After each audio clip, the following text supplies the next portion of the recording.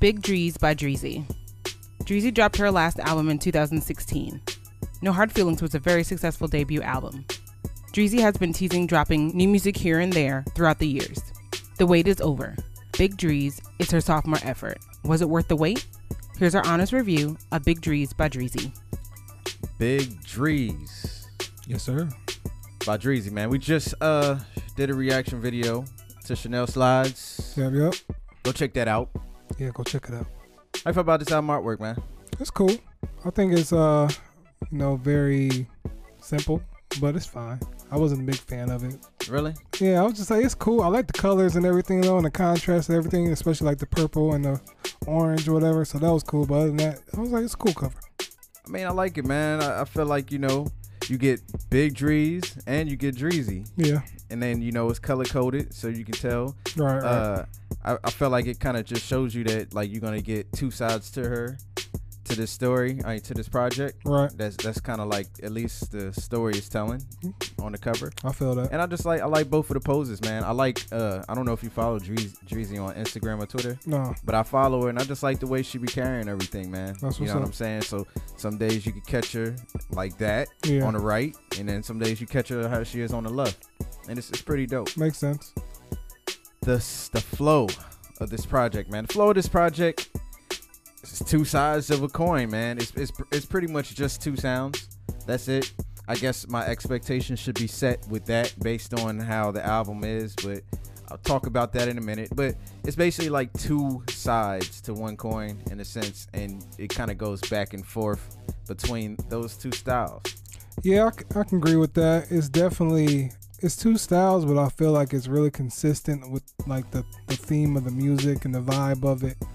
And it's very, I want to say, very like, it's got that, I can't really figure out the word for it, but it's just like that rapidacious, I'm just spitting bars, I'm just having fun, I'm just going to show you how I can do that kind of rap. So that's really where the focus is.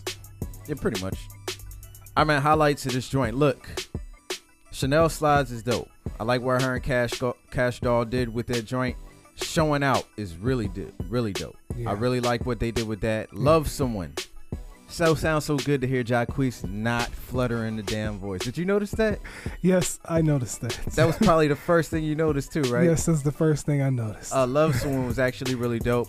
I like what they did with Cash App.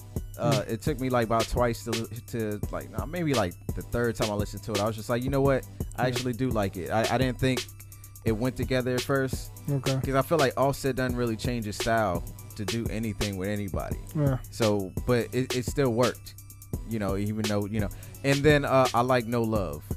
Yeah. I like what they did with No Love. I didn't have a problem with the Renz, but I felt like Fresher could have gave it a better vibe than what he was trying to do. Okay. Because I felt like that's who I was hearing. I felt like I was hearing Fresher, just not Fresher. Gotcha. You know what I'm saying?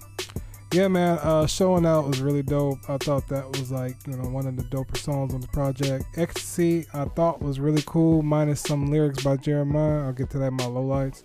Love Someone, I actually thought was pretty good.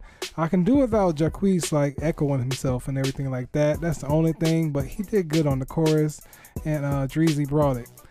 Cash App, I actually grew to love that. Like, it's just the bounce with it and just, the cadence that they have, and all Offset came in and killed it. Did you like the octave she was doing? Yeah, that was really dope. It kind of made the song more entertaining. And then No Love was really, really, really dope. Low lights, man. Look, I will say I didn't like the pacing of the album. Yes. I didn't like all of the production on the project. When I say the pacing, what I mean is like Chicken Noodle Soup, Play With You, and Chanel Shades all had the same type of vibe. Yeah. And you hit us with them back to back. And then Showing Out, Ecstasy, and Love Someone all had the same vibe. Yeah. You know what I'm saying? And then they kind of went back, forth to end the project out. I kind of wish they would have. Maybe it just went one and the other. If since you doing two sides, yes. That's just my personal opinion. This is just small preference things. But the biggest takeaway, I didn't like where they at and where them dollars at.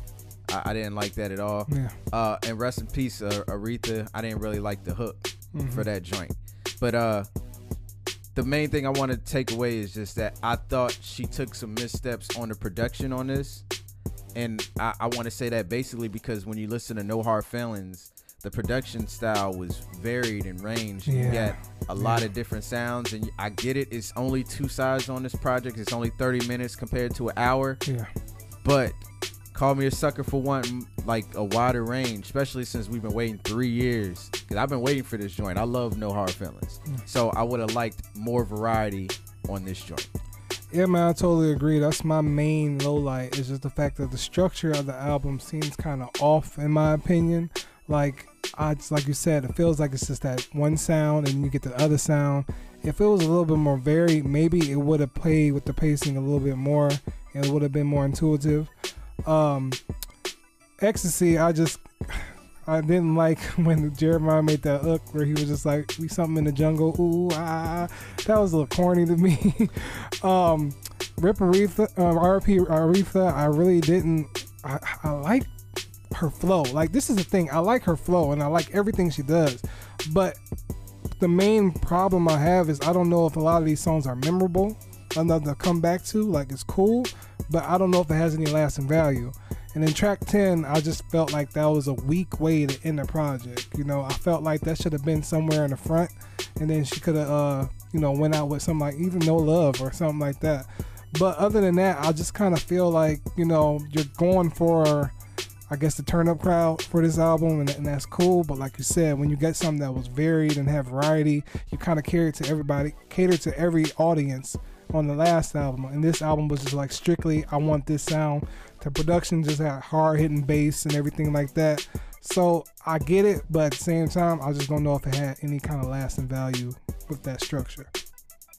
Final thoughts, man. I want to make this very clear. I feel like Dreezy is like sharp as ever on this joint. Yeah. Like, her pen game on this joint is on point. She is killing it lyrically.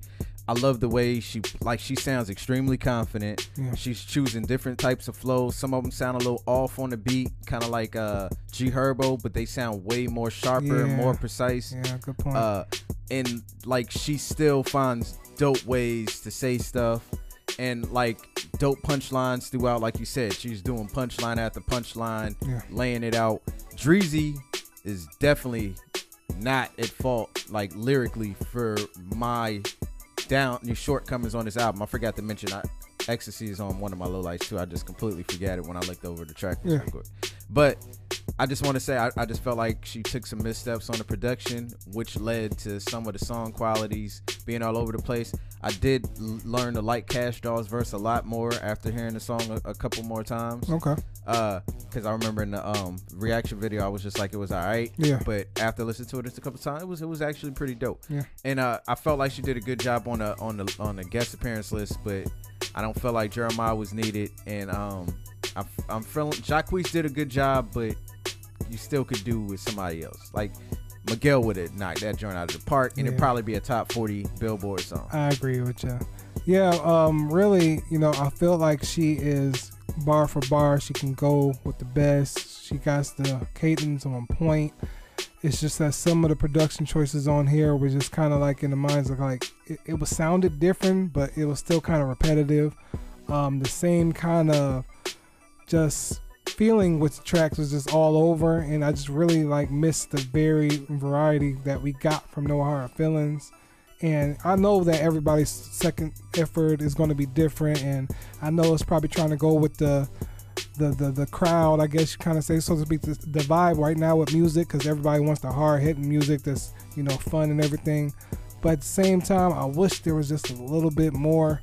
I really love the singing side of Dreezy and everything like that, the more emotional side. So maybe that's just me as a listener, what I want. I know I don't cater to everybody and what they want, but I just kind of feel like it missed that note a little bit. Final grade, look. First off, Dreezy should let me A&R her next project. That's first thing first. Okay. But beside that, I want to give it a check. Like I said, I'm being tough 2019. I can't justify the check just because even though she's sharp on the lyrical front, I waited 3 years for this. I was waiting. I was hoping this joint would drop every year. I'm like, yeah, Dreezy's about to come out again. She's about to come out again. We didn't get it. We got it early this year. And for 3 years, this isn't what I was looking for. Yeah. Some missteps on the production side. It could have been so much better. And this album caters more to the twerking crowd, more to the young clubbing crowd, but I don't feel like it had the variety that No Hard Feelings had. So with that said, I'm gonna give it a dash. I hate to say that. I really like Dreezy. Like, she's a straight beast. Yeah. One of the best female lyricists there is, period. But it's got to be well-rounded all the way around, man. So I got to give it a dash. Yeah, I feel like, that it's very strong when you think about a rapper ability and everything like that. But when it comes down to album structure and just replayability, I feel like this is a little bit low on the scale. I still feel like there's a lot of high points in this album. But it's just like, there's only about 4 songs that I might come back to.